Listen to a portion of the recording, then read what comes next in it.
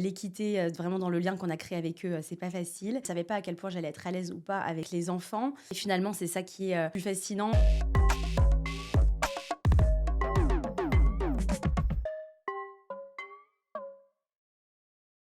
Alors moi, mon parcours en sortant du bac, j'ai fait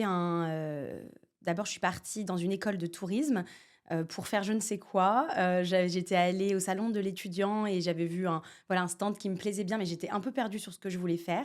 Ensuite, j'ai fait une licence de, biologie que j'ai arrêtée en cours parce que ça ne faisait pas sens, donc je ne savais pas, exactement, ce que j'allais faire plus tard. J'ai arrêté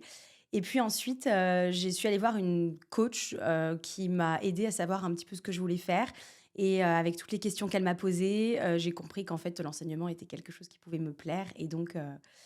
c'est comme ça qu'après je suis partie en licence de psychologie, parce que c'était une des voies possibles, c'est-à-dire d'avoir une licence pour pouvoir ensuite accéder au master de l'enseignement et du coup, 3 ans de licence de psychologie, puis master de l'enseignement, concours et me voilà enseignante. Donc moi, je suis enseignante en classe de CM2, donc là, ils ont 10 ans ou 11 ans, ça dépend quand ils fêtent leurs anniversaires, voilà, juste avant le collège.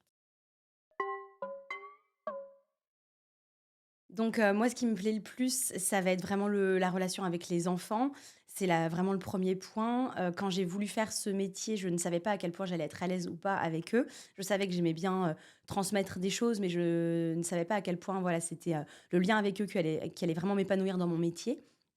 Et finalement, c'est ça qui est, le plus fascinant. Là, les fins d'année sont toujours très difficiles parce que, l'équité, vraiment dans le lien qu'on a créé avec eux, c'est pas facile. Et après, la deuxième chose, ça va être la liberté que j'ai au niveau,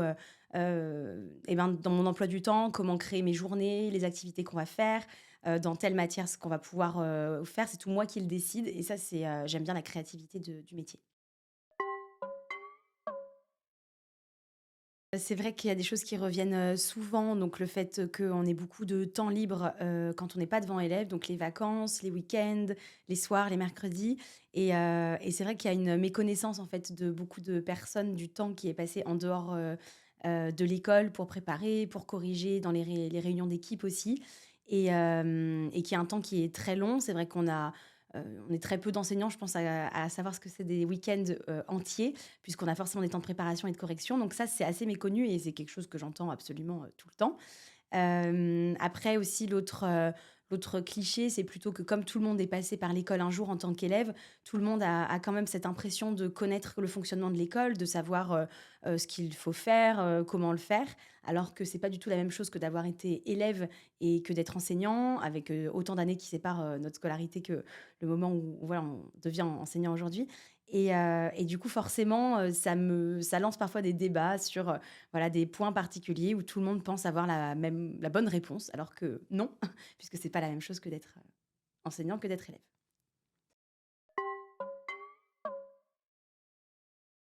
Après ça peut être spécifique à chaque, classe. Moi, dans le cas du CM2, c'est surtout ça que je vais aborder parce que, on va parler si on parle à des enseignantes de maternelle, elles vont dire le bruit, par exemple. Moi, en CM2, ça va plutôt être, les corrections. Donc c'est une grosse quantité de travail hors école. Le temps que je fais devant élèves est sans doute, alors soit il est le même, soit, oui, c'est à peu près, je pense, le même que je passe en dehors de l'école à corriger, à préparer. Donc, en CM2, c'est quand même beaucoup, beaucoup de temps puisque les enfants produisent beaucoup. Ils vont très vite dans ce qu'ils font en général, donc ça, c'est la première chose et après l'autre chose qui peut être,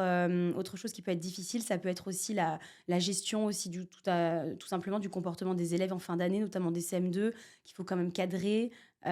justement avant le collège, voilà, c'est, la préadolescence qui débute donc c'est les 2 points qui me reviennent et après le travail en équipe, voilà, qui est plus ou moins facile selon justement les équipes qu'on a, dans l'école. C'est un métier, je trouve, qui est très, varié dans les activités qu'on peut faire et dans ce à quoi peuvent ressembler nos journées. Donc, déjà, on peut choisir, complètement notre emploi du temps. Donc, qu'est-ce qu'on va faire,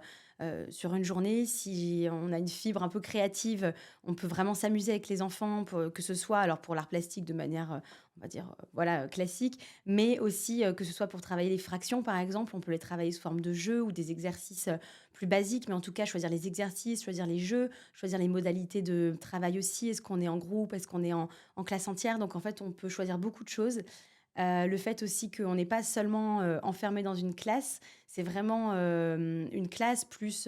l'école en général, la cour de récréation, les sorties qu'on peut faire, les classes de découverte, les classes de mer si on a l'occasion d'en faire. Donc je trouve que ça peut être, très varié et quand on est enseignant en primaire, on fait donc toutes les matières, ce qui fait que finalement la journée, elle passe très, très vite puisque, 45 minutes de maths enchaînées avec, de l'histoire, du sport, du français. En fait, c'est quand même très riche de beaucoup de choses et quand on a une fibre, créative et l'envie de transmettre, a priori, c'est quand même, voilà, un super métier pour ça, plus évidemment de la patience et de la bienveillance envers les élèves. J'ai un souvenir, quelque chose vraiment moi qui me marque pour le moment dans ma jeune carrière d'enseignante, ça va être, la victoire à la finale départementale d'une de mes élèves c'est un concours de lecture voix haute, que mon élève a remporté à l'échelle départementale et en fait la fierté de cet élève, de la maman qui était là aussi ce jour-là, le jour de la finale, de moi en tant qu'enseignante forcément et de tous les enfants quand ils l'ont appris, ça c'est quelque chose qui me rend, très, très fière donc c'est mon un de mes meilleurs souvenirs et après, c'est tous les souvenirs, des classes vertes, classes de mer qu'on a pu faire où, les enfants, on les sort un peu du milieu scolaire et en fait, on les découvre autrement et c'est passionnant et là, pour le coup, rempli d'anecdotes, voilà, pas forcément, qu'on peut dire comme ça, mais voilà, j'ai pas d'exemple, mais dans les qualités, je pense que, la patience, est essentielle, mais aussi, surtout, peut-être la première, c'est l'adaptabilité, puisqu'en fait, il y a ce qui se passe dans nos têtes quand on prévoit nos journées et ce qui se passe réellement quand les enfants sont là et si le groupe n'est pas, motivé pour, faire la séance de maths, en fait, on peut parfois avoir du mal à vraiment aller au bout de ce qu'on a prévu. Il faut être, forcément adaptable. Après, être positif et bienveillant envers les enfants, évidemment, pour les faire évoluer, dans un environnement qui soit, heu et ben, le plus positif pour eux, pour les encourager à s'améliorer et après être capable de travailler en équipe puisque certes on est seul dans nos classes, mais il y a quand même une équipe, une école, qui fonctionne, ensemble. Toutes les classes fonctionnent d'une manière ou d'une autre ensemble donc le travail en équipe est essentiel, aussi. Moi, je pense que ce qui peut être vraiment intéressant quand on sait qu'on veut être enseignant, c'est de, faire un premier pas dans le milieu scolaire, donc par des stages. C'est comme ça que j'ai commencé, par, un stage dans une école, que j'avais contactée parce qu'elle était juste près de là où j'habitais et en fait, un stage en a entraîné un autre, puis un autre et c'est comme ça que j'ai découvert que j'étais vraiment, passionnée par, ce métier-là et j'ai quand même croisé, sur ma route,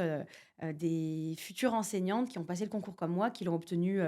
très largement, mais qui finalement n'avaient jamais fait de stage avant, jamais elles ne s'étaient jamais imprégnées vraiment du milieu scolaire et finalement ont vraiment déchanté quand elles, sont sorties du concours puisque tout était nouveau. Elles ne s'attendaient pas à certaines réalités du terrain. Donc ça, je pense que c'est très intéressant de pouvoir faire des stages avant et comme ça affine un peu son choix de métier. Moi, depuis que j'ai passé le concours, les modalités du concours ont changé, donc ça va être surtout applicable à certaines épreuves, mais peut-être pas toutes. En tout cas, s'entraîner absolument, sur des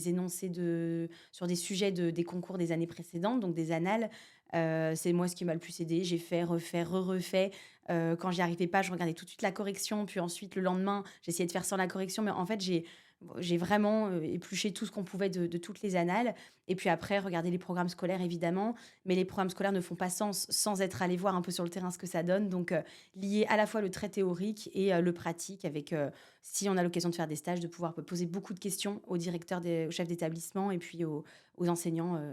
sur les programmes scolaires qu'il faut connaître sur le bout des doigts pour le concours.